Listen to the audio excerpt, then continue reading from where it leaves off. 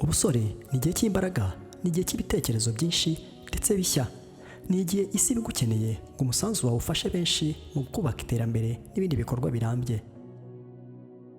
Ese nawe nk'umusore ujya wibaza icyo wakora ngo uneshe iyi si? Hari bamwe bagiye batsindwa mu busore bwabo, ariko hari n'abagiye banesha. Uyu munsi rero mufitiye ijambo ry'ihumure ko ari ibanga ryagufasha kweza no kunesha muri iyi nzira. Ngo haye ikaze we tugiye kubana muri kino kiganiro. Uyu munsi naguteguriye insanganyamatsiko igira iti ibanga ryagufasha kweza inzira yawe no kuva mu busore unesheje. Reka dutangire dusoma ijambo ry'Imana dusanga muri Zaburi y'119 ibice 9. Haravuga ngo umusore azeza inzira ye ate? Azayezesha kuyitondera nk'uko ijambo ry'Imana ritegeka. Umusore cyangwa umunyembaraga mbere na mbere arasabwa ku bushishozi bwo kumenya uwo ari we. Umusore w'imbaraga z'isi nk'uko twabivuze, ndetse nawe birivuga neza ko ubwiza bw'umusore ari imbaraga ze. Byo tubisanga mu Migani ibice 29 umurongo wa 29. Uretse igihugu, ahubwo kubera imbaraga ze, umusore akenerwa n'Imana ngo yagure ubwami bwayo, ndetse na Satani nawe aramushaka. Niyo mpamvu agomba kumenya guhitamo umwuka umuyobora mu buzima bwe, hagati yo kwizera Imana cyangwa kuyoborwa na Satani. Icya kabiri, agomba kumenya icyo ashaka n'uburyo yakigeraho. Benjamin Franklin wari umugabo w'umuhanga ukomeye mu bintu byinshi, akaba yaragize uruhare runini muri Leta Zunze Ubumwe za Amerika. Yavukiye mu mujyi wa Boston, Massachusetts ku itariki 17 Mutarama 1706. Franklin yari umwanditsi w'umuhanga, umuvumbuzi, umunyapolitike, umudiplomate ndetse n'umunyamakuru. Yaravuze ngo mu Cyongereza, if you fail to plan, you plan to fail. Tugenekereje ashaka kuvuga ko iyo uteguye nabi umushinga cyangwa ubuzima, kuba urimo gutegura gutsindwa cyangwa kubura umusaruro. Twabihuza n'umugani wacu wa Kinyarwanda ko umwana apfa mu iterura. Umusore nawe akwiye guha ubuzima bwe intego, ndetse agafata umwanya wo gutekereza uwo yifuza kuba we ejo hazaza bimurinda guhuzagurika. Ikigira gatatu, asabwa kumenya ibyo kwitondera. Benshi mu basore bagiye bananirwa bakabasoza nabi bitewe n'amarari y'ubusambanyi, kwifuza gutera imbere binyuze mu nzira zitemewe, kwijandika mu byaha bitandukanye nk'ubujura, uburiganya, ubwicanyi n'ibindi. Aho umusore akwiye kuhagera akareba iherezo ry'abakora ibyo, kuko birangira nta cyizere bakigirirwa, birangira babaye ibyihebe kuko ubuzima busigara ari bwo bayoboye. Aha nta kabuza twahamya neza ko baba bayobowe na wa mwuka wa Satani.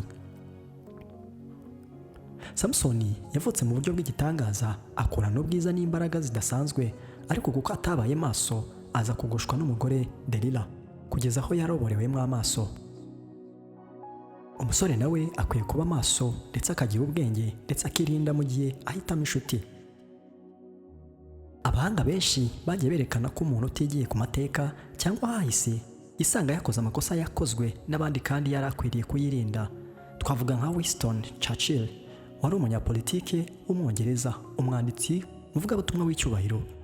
Akaba yarabaye minisitiri w'intebe w'Ubwongereza inshuro ebyiri, kuva mu 1940 kugeza mu 1945, no kuva mu 1951 kugeza mu 1955. Yaravuze, those who fail to learn from the past are doomed to repeat it. Hakaba n'uwitwa George Santayana, wari umuhanga mu bumenyi, yari umufilozofe, umwanditsi, umusizi n'umunyamateka w'umunyamerika ufite inkomoko yo mu gihugu cya Espagne. Babivuze mu Cyongereza, nawe yaravuze ngo those who cannot remember the past are condemned to repeat it.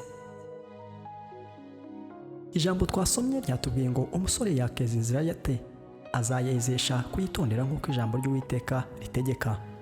Ndabibutsa ko twasomye muri Zaburi y'119 umurongo wa 9.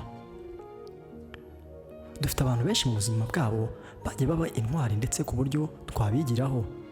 Twavuga nka Yosefu mwene Yakobo. Iyo nkuru ya Yosefu twayisanga mu Itangiriro ibice 37. Yanyuze mu buzima butari bumworoheye, ariko aba intwari kugeza naho yasabwe kuryamana na nyirabuja, ariko arebye asanga kwera kw'inzira yahisemo kutabimwemerera.